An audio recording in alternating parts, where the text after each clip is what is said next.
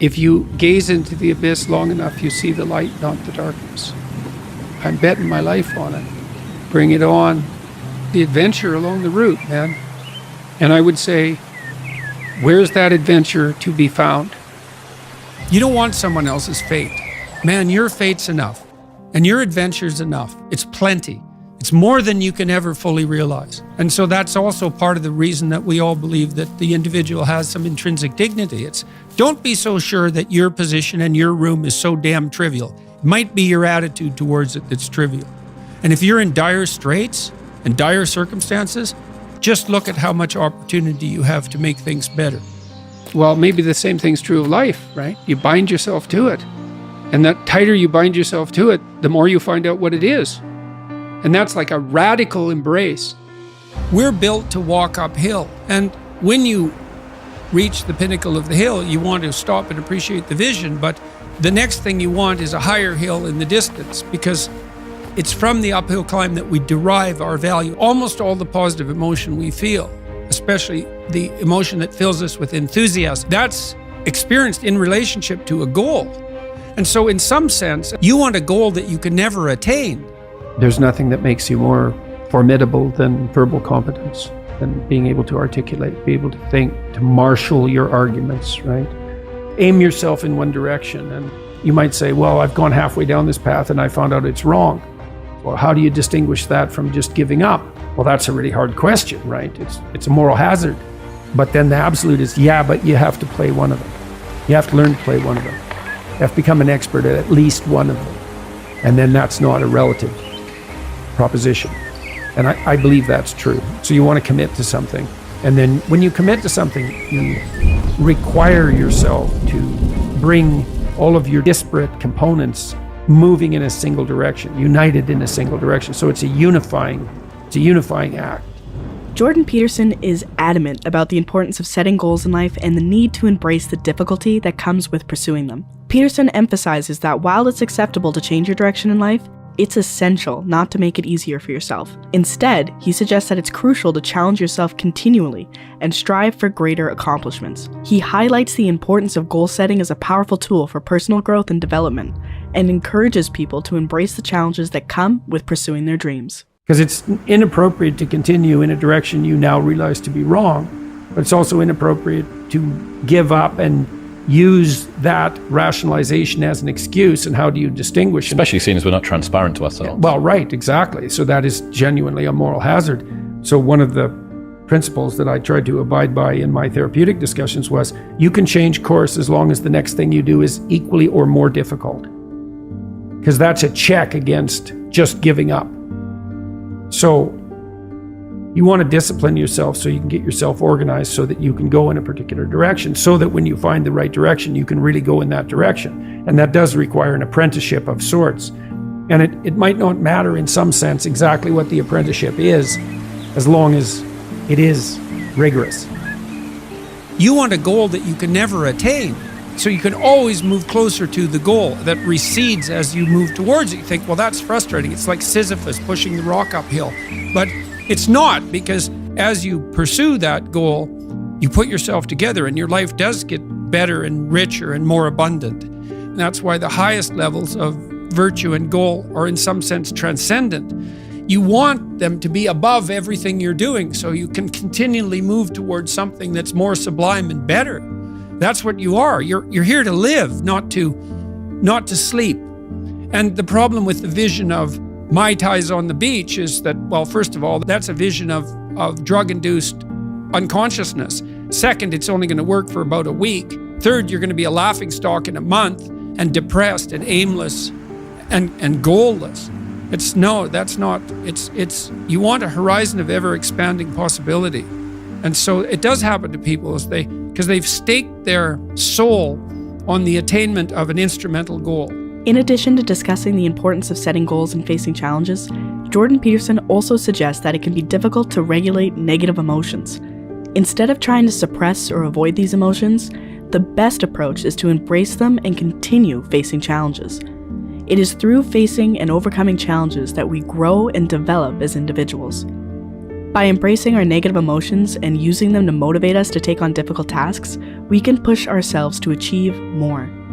Through this approach, one develops resilience and strength in the face of adversity, ultimately leading to greater personal growth and fulfillment.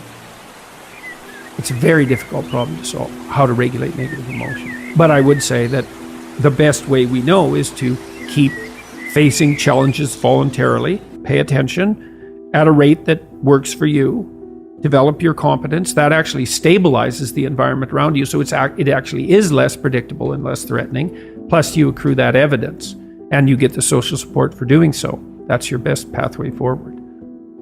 You said that a harmless man is not a good man. A good man is a very dangerous man who has that under voluntary control. How should people become more dangerous?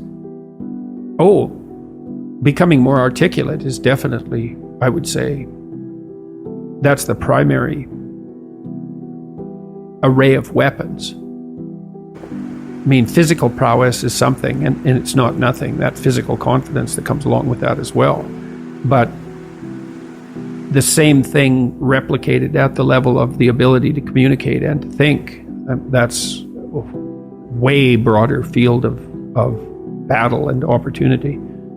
In a world with seemingly infinite options, it can be challenging to decide on the best course of action for one's life.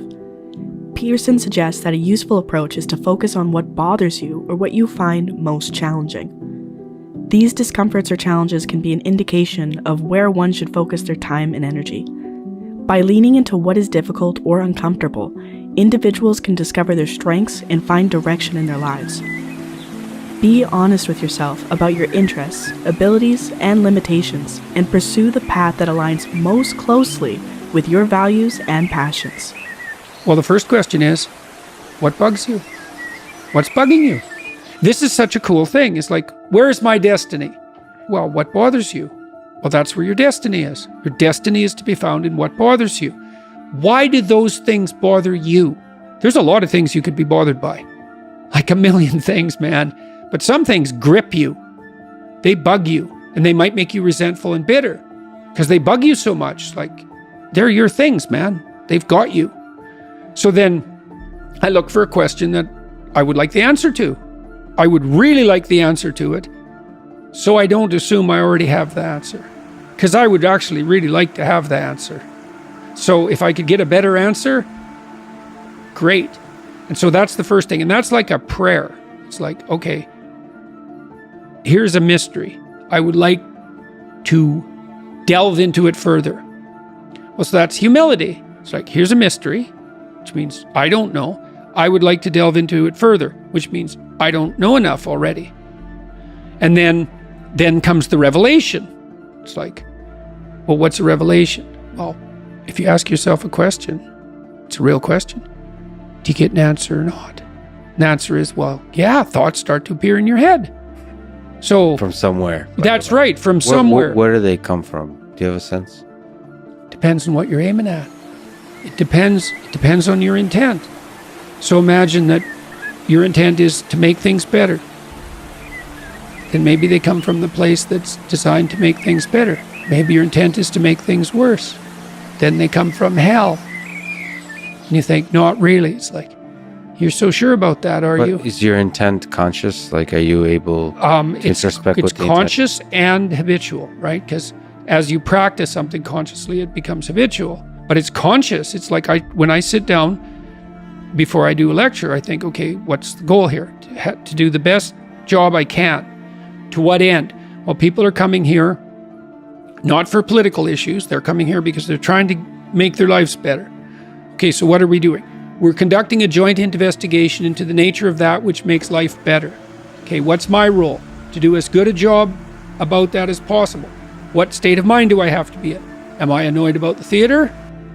Or am I clued in and thrilled that 4,000 people have showed up at substantial expense and trouble to come and listen to me talk? And if I'm not in that state of mind, I think, well, maybe I need something to eat, or maybe I need to talk to someone, because ingratitude is no place to start. Our goal with this video was to share some of Jordan Peterson's most insightful advice and encourage you to use it to help achieve your own personal goals. Whether it's setting ambitious targets, embracing challenges, or focusing on what bothers you, Peterson's insights can help create a path that is fulfilling, purposeful, and unique to you. With perseverance, dedication, and a willingness to take on challenges, you can achieve more than you ever thought possible.